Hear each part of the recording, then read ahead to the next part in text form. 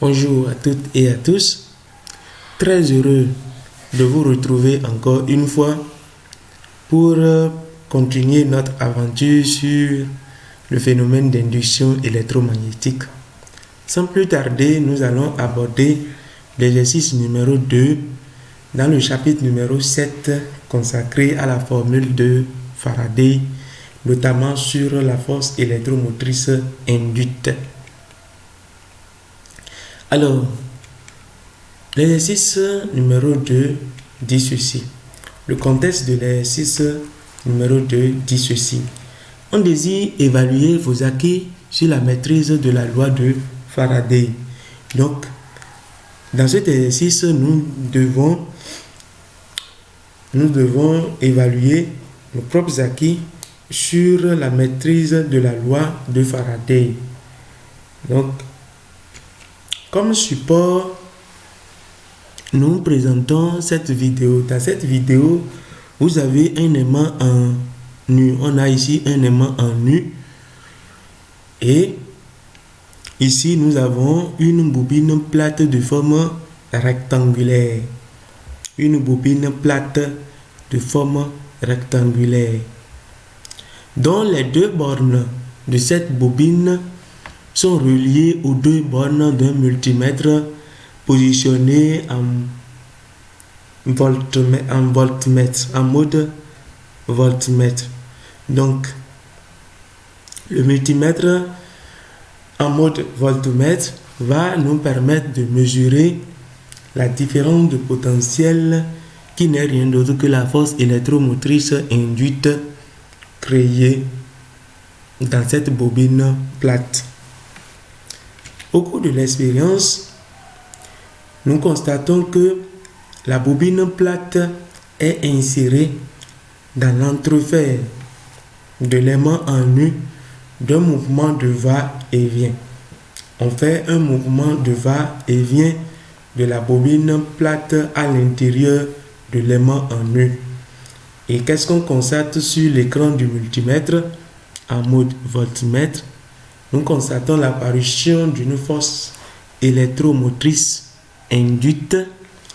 Et ce qui est encore plus intéressant, si vous regardez bien ici, vous avez l'apparition d'un signe moins.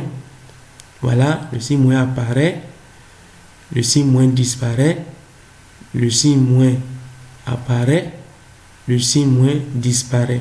Ça veut dire simplement que le courant induit qui naît dans cette bobine change périodiquement de sens. Le courant change périodiquement de sens, tantôt dans ce sens, tantôt dans l'autre sens. Et vous voyez très bien avec moi que la force électromotrice induite créée dans cette bobine est variable. Avec cette expérience, nous allons comprendre bel et bien le support. Donc, on schématise l'aimant en nu et on dessine la spire formée par la bobine plate. Alors, ici, dans la zone verte, nous représentons la zone délimitée par le champ magnétique créé à l'intérieur de l'aimant en nu. Alors, nous notons la longueur de cette zone, la longueur OG. La longueur OG. Et comme le pôle nord de l'aimant en nu est en bas, une vue de dessus, d'accord, montrera que le champ magnétique B est bel et bien sortant, puisque le champ magnétique est orienté du pôle nord vers le pôle sud à l'extérieur de l'aimant. Donc, le champ magnétique sort du pôle nord et pénètre par le pôle sud. Donc, si vous êtes ici, par exemple, et vous faites une vue de dessus, vous allez constater que les vecteurs champ magnétique vont pénétrer dans vos yeux. Donc, le champ magnétique est bel et bien sortant. Donc, nous représentons ici la bobine. Nous représentons ici la bobine plate. Même pour le compte de cet exercice, cette bobine plate est carrée. Les côtés de cette bobine sont égaux. La bobine est carrée. Et nous orientons la bobine dans le sens contraire des aiguilles d'une montre, c'est-à-dire le sens ACDE. Le sens ACDE, le sens contraire des aiguilles d'une montre. Ce sens d'orientation va nous permettre plus tard de déterminer le vecteur surface de la bobine ACDE. Autre chose, nous marquons ici le point M pour pouvoir repérer la position de la spire le long de l'axe des ins.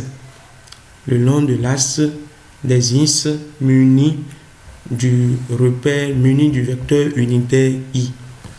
Donc, la spire ACDE, la bobine ACDE se déplace le long de l'axe des ins suivant le vecteur I. Donc, comme je vous l'ai dit tout à l'heure, la bobine est carrée. Donc, le cadre formé par ce carré a pour côté A égale à 5 cm et pénètre dans le champ magnétique créé par l'élément en nu d'intensité 0,5 Tesla avec une vitesse moyenne de 5 cm par seconde. Autre information, la distance qui sépare le point M et le point O est égale à A. Or, A est le côté du carré ACDE. Donc, la distance OM n'est rien d'autre qu'une distance qui est égale à la longueur d'un côté du carré ACDE. Autre information, la longueur OG, ça fait 3 fois A. Donc, on peut diviser la longueur OG en 3. Donc, OG en 3 et une longueur serait égale à A. Alors, la première question de cet exercice demande de calculer la force électromotrice induite dans le cadre. Et pour y arriver, nous allons distinguer plusieurs cas de figure. Puis après, préciser le sens du courant induit dans chaque cas de figure précédemment identifié. Et enfin, nous allons représenter graphiquement la variation de la force électromotrice induite. Bien, ce n'est pas difficile, c'est assez facile. Nous allons étudier et répondre aux questions pas à pas. La consigne numéro 1 nous rappelle de calculer la force électromotrice induite dans le cadre. Et nous représentons encore la région magnétique avec le cadre ACDE. Alors, comme je vous l'ai dit tout à l'heure, comme le côté OG, ça fait 3 fois A, nous allons délimiter la longueur OG en 3 parties. Donc, ici, de O à N, ça fait A, de N à P, ça fait A, et de P à G aussi, ça fait A. Donc, la somme de O à G, ça fait 3A. Le premier cas, c'est le passage de la spire ACDE de M à O. Voilà. La spire passe de M à O. Ce passage de M à O que j'appelle le rapprochement de la spire de la région magnétique. Nous allons noter T1, la durée du passage du point M au point O. Nous rappelons que la norme de la vitesse, ça fait la distance OM sur le temps de parcours. Donc le temps T1, ça fait OM sur V. Donc T1, ça fait OM sur V. Or, OM, ça fait A. OM égale à A égale à 5 cm et la vitesse, ça fait 5 cm par seconde. Les centimètres vont se simplifier et le temps serait bel et bien T1 égale à 1 seconde. La spire met 1 seconde pour passer du point M au point O, c'est-à-dire se rapprocher de la région magnétique. Alors, lors de cette étape du voyage de la spire, le cadre n'est pas encore plongé, la spire n'est pas encore plongée dans le champ magnétique. Si la spire n'est pas plongée dans le champ magnétique, alors le vecteur champ magnétique à travers la spire est nul. Et si B est égal à 0, le flux magnétique est nul. Et si le flux magnétique est nul, alors il n'y aura pas naissance du courant induit au cours de cette étape du voyage. Le flux magnétique est nul durant tout le temps T1 lors du passage du point M au point O. Le flux magnétique est nul parce que le champ magnétique, parce que le cadre n'est pas encore en contact avec le champ magnétique. Et ce flux magnétique reste toujours égal à 0 au cours de ce passage. Donc, pas de variation du flux magnétique, pas de force électromotrice induite. Donc, comme il n'y a pas de force électromotrice induite lors de ce rapprochement, alors aucun courant induit ne circule dans cette spire lors de ce premier cas. Un deuxième cas que nous allons identifier, c'est le passage du point O au point N. Donc, si la spire passe du point O au point N, elle effectue sa pénétration dans la région magnétique. Nous allons voir un peu à quoi ça ressemble, cette pénétration de la spire dans la région magnétique. Voilà. Donc, nous constatons que la spire pénètre progressivement à la vitesse V dans la région magnétique. Et nous allons noter T2, la durée de ce parcours. V égale à ON sur T2 et on tire T2 qui est égal à ON sur V. Donc ON, nous savons bien que de O à N, ça fait A. Donc ça fait 5 cm sur 5 cm par seconde. Et T2, ça fait 1 seconde. La spire met 1 seconde pour passer du point O au point N. Alors, nous rappelons que la force électromotrice induite est égale à l'opposé de la dérivée première du flux par rapport au temps. Or, le flux est égal au produit scalaire du vecteur champ magnétique B et du vecteur surface S. Ici, nous allons limiter l'étude à une bobine constituée d'une seule spire. Donc, en général, on parle de N fois B et NB scalaire S. Donc ici, N est égal à 1, le flux devient N scalaire. Bon, le flux devient B scalaire S, puisque N est égal à 1. Une seule spire. Donc, le vecteur surface, je connais déjà le sens du vecteur champ magnétique B. Donc, j'irai chercher le vecteur surface S. D'après l'orientation de cette spire dans le sens contraire des aiguilles d'une montre, nous allons déterminer le vecteur surface S de cette spire. Donc, d'après la règle de la main droite, on empoigne la spire dans le sens d'orientation. On empoigne la spire dans la main droite dans le sens d'orientation de la spire. D'accord?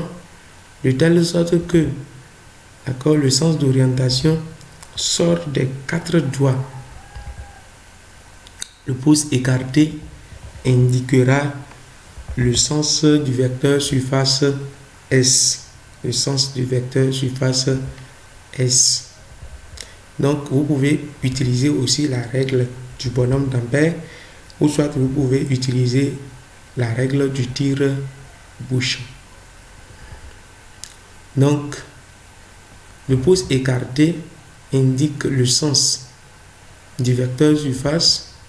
Donc, on retrouve bel et bien que le vecteur surface S est sortant.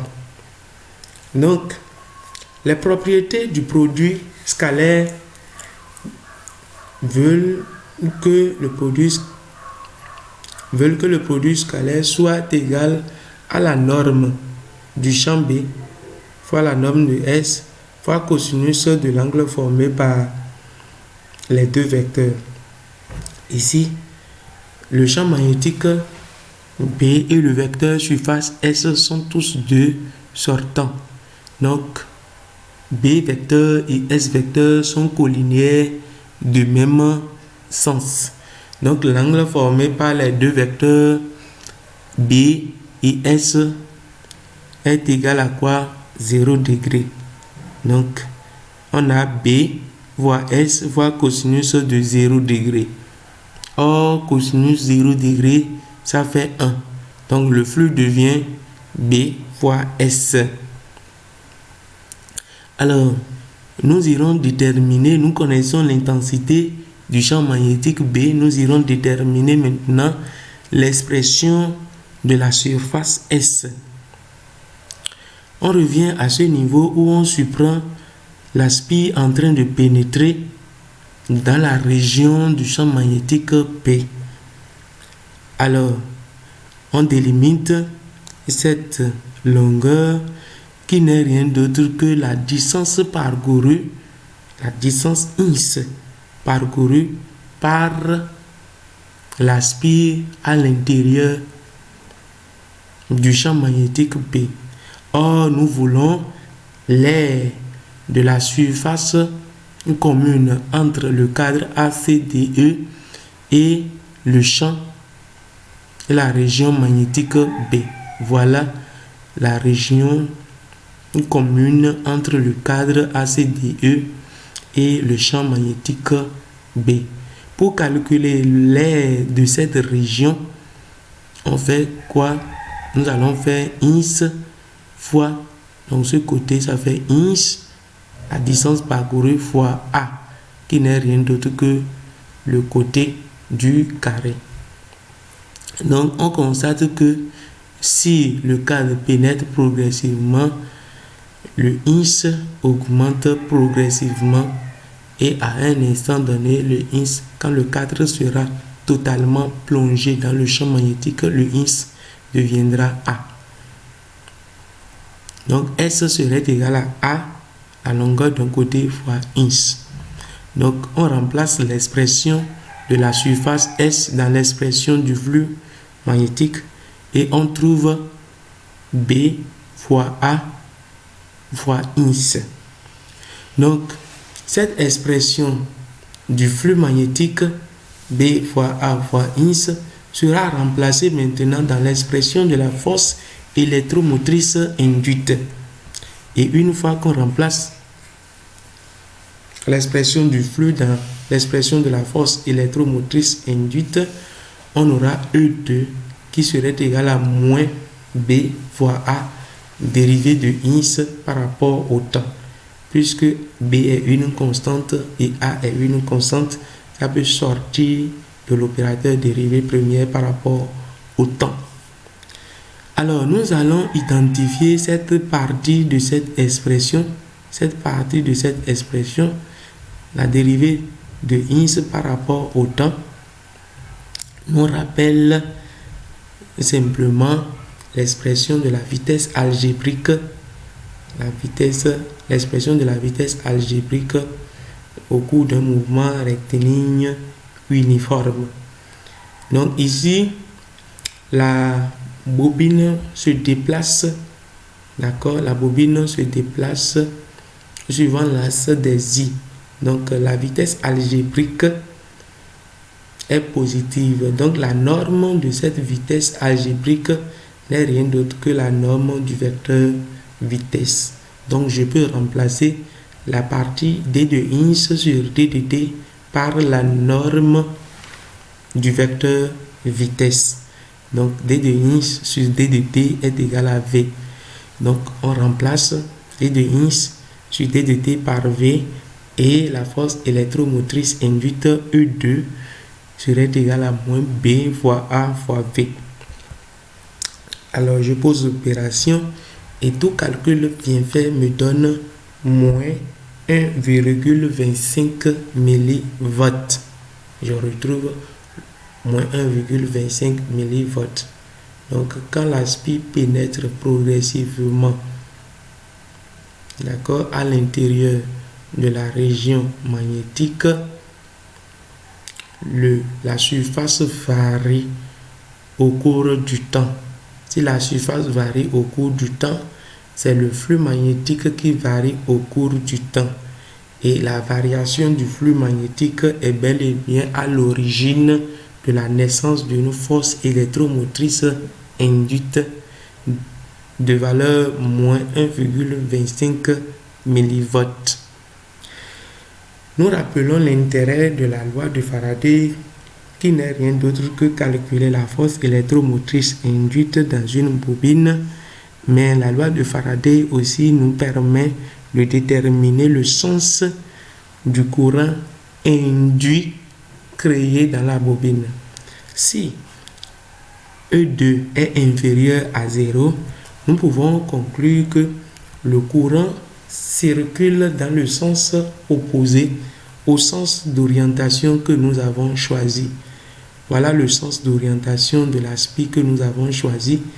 Et comme la force électromotrice E2 que nous avons calculée est inférieure à 0, alors le courant circulera dans le sens contraire, voilà, dans ce sens qui est le sens contraire au sens d'orientation que nous avons choisi. Donc, le courant sera orienté de A vers E. De A vers E.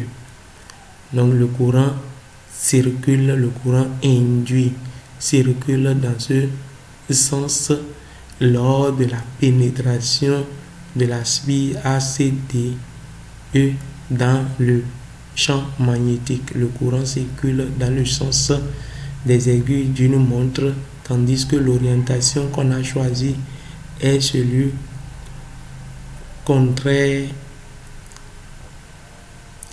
des aiguilles d'une montre. Voilà ce que nous pouvons dire par rapport à ce cas. Nous identifions un troisième cas. Dans ce troisième cas, nous allons appeler ce cas le voyage de la spie à l'intérieur du champ magnétique B. Donc, qui n'est rien d'autre que le passage du point N au point G. Si la bobine passe du point N au point G, elle est totalement plongée dans le champ magnétique. Elle est totalement plongée dans le champ magnétique. Voilà. La bobine est totalement plongée dans le champ magnétique. Et nous voyons que au cours du passage du point N au point G, la surface commune entre le vecteur champ magnétique et le vecteur surface ne varie pas, puisque la spire est totalement plongée dans le champ magnétique. Nous allons nommer T3 la durée de ce voyage du point N au point G. Donc V égale à NG sur T3. On tire T3 qui est égal à NG sur V. Donc de N à G, ça fait 2 fois le côté A. Donc ça fait 2 fois 5 cm. Sur 5 cm par seconde, les centimètres vont se simplifier. Et nous retrouvons bel et bien T3 qui fait 2 secondes. Lors de cette étape du voyage, je rappelle que la surface commune entre le cadre magnétique et le champ magnétique ne varie pas, puisque le cadre est totalement plongé dans la région magnétique. Alors, s'il n'y a pas de variation de la surface commune entre le champ magnétique et la bobine, donc il n'y aura pas de variation du flux magnétique. Pas de variation de flux magnétique, pas de naissance du courant induit, donc pas de force électromotrice induite. Donc au cours de ce voyage, la force électromotrice E3 vaut 0 volts. Donc aucun courant induit ne circule dans le cadre lors du passage du point N au point G. On va identifier encore un autre cas, un quatrième cas. Lors de ce cas de figure, la spire commence par sortir progressivement de la région magnétique. Nous allons voir un peu à quoi ça ressemble et regardez très bien. La spire sort progressivement. Et nous constatons que la région magnétique qui reste toujours commune entre le champ magnétique et le cadre diminue progressivement jusqu'à s'annuler lorsque le cadre sort totalement de la région magnétique. Alors, nous allons noter T4 la durée de ce passage, la durée de la sortie. Donc, nous identifions la durée de la sortie. Donc, V égale à Gm, donc de G à M, c'est de la distance Gm sur T4. Donc T4, ça fait Gm sur V. Or, de G à M, ce n'est rien d'autre que la longueur d'un côté du cadre, ça fait 5 cm. Sur 5 cm par seconde, T4 vaut bel et bien 1 seconde. Nous rappelons l'expression de la force électromotrice induite et l'expression du flux. Et nous avons dit tout à l'heure que le vecteur champ magnétique B et le vecteur surface S sont collinéaires de même sens.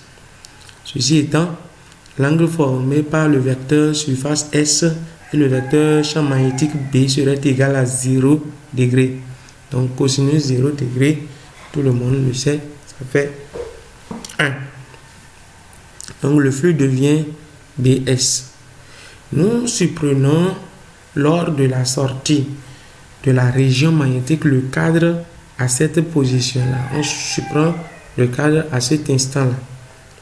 Alors, nous constatons que voilà, au cours de la sortie à cet instant donné, le cadre effectue cette distance-là, d'accord, hors de la région magnétique que nous allons noter INS, la distance parcourue hors de la région magnétique. Donc, la surface commune qui reste encore entre le champ magnétique et la surface du spire, voilà, la région que je suis en train de délimiter là. Donc, c'est cette région qui nous intéresse si nous cherchons l'expression de la surface de la spire. Donc, DE, ça fait A. Donc, hors de là, à là, ça fait ins. Donc, nous cherchons ce côté-là qui fait alors A moins ins. Donc, ce côté, ça fait A moins ins. Et ce côté, ça fait A. Donc, l'air de la surface qui est encore en contact avec le champ magnétique, ça fait le côté A fois le côté A moins ins. Donc, nous retrouvons S qui est égal à A fois A moins ins. Donc, on remplace l'expression de la surface dans l'expression du flux magnétique qui ça fait B fois A moins ins. D'accord?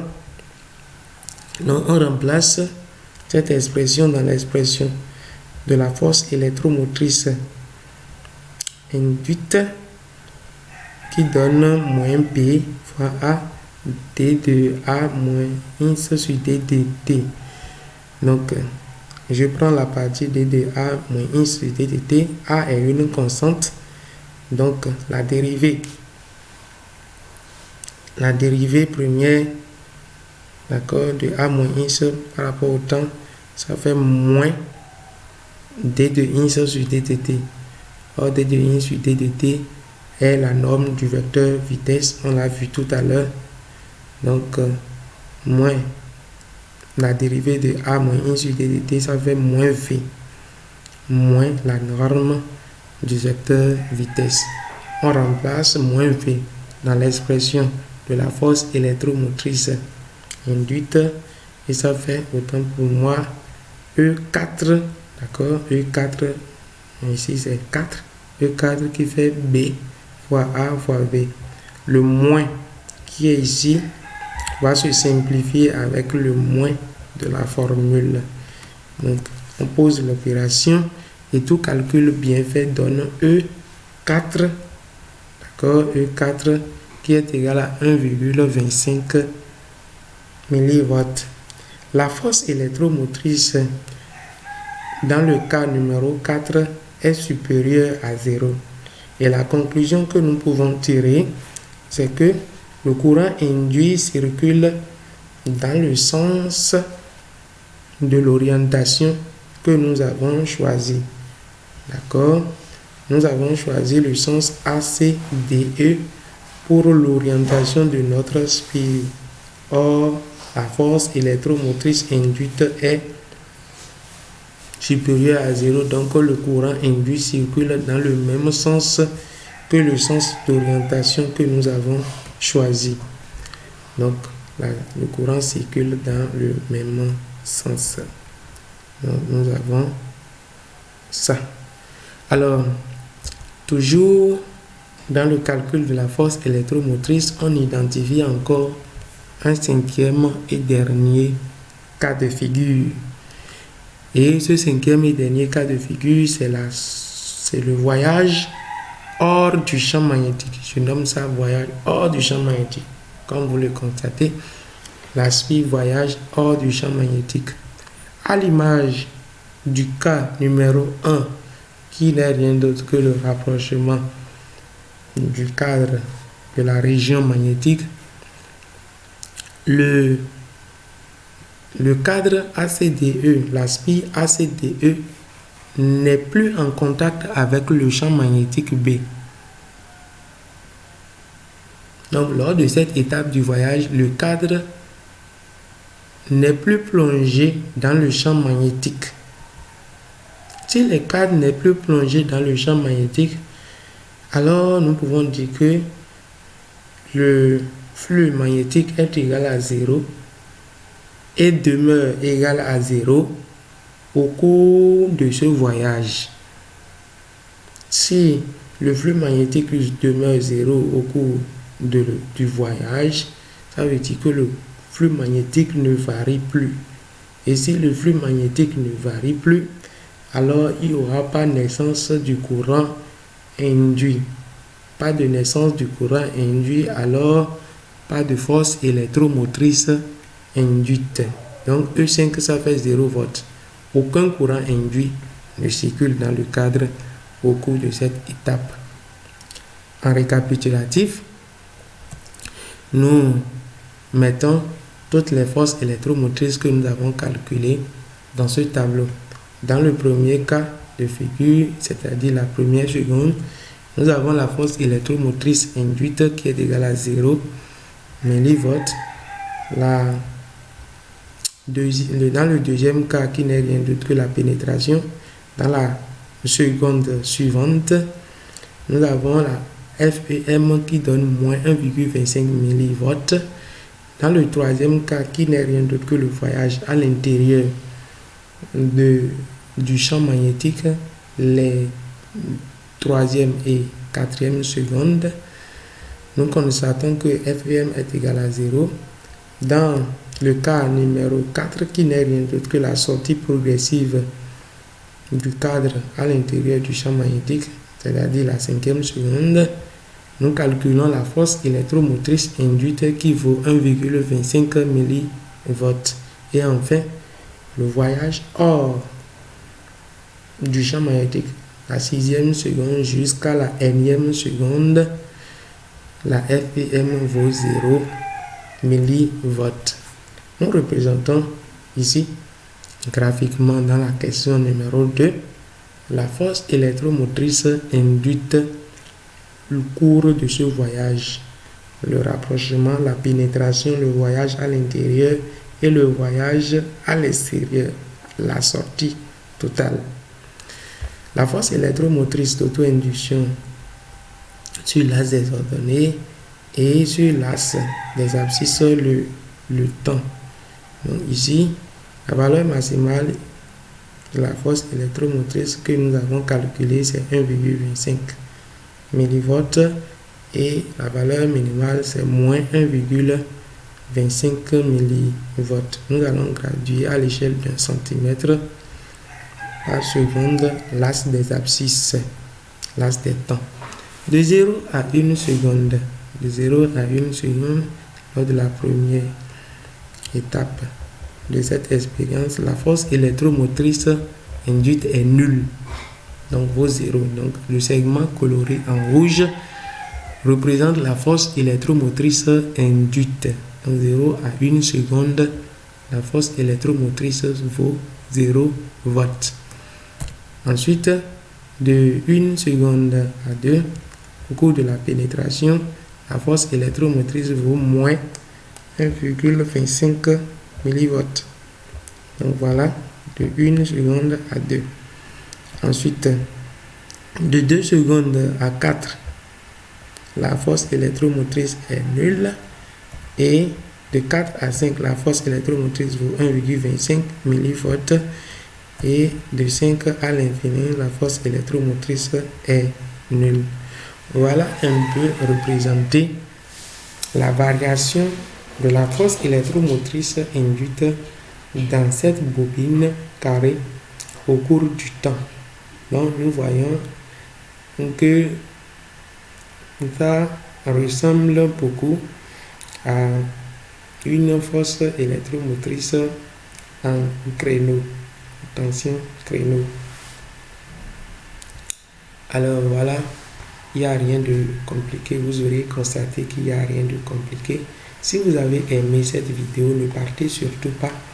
Abonnez-vous et partagez surtout la vidéo pour nous permettre de produire de nouveaux contenus audiovisuels dans le domaine de la physique-chimie pour le bonheur de nos apprenants dans nos lycées et dans nos collèges à travers le monde.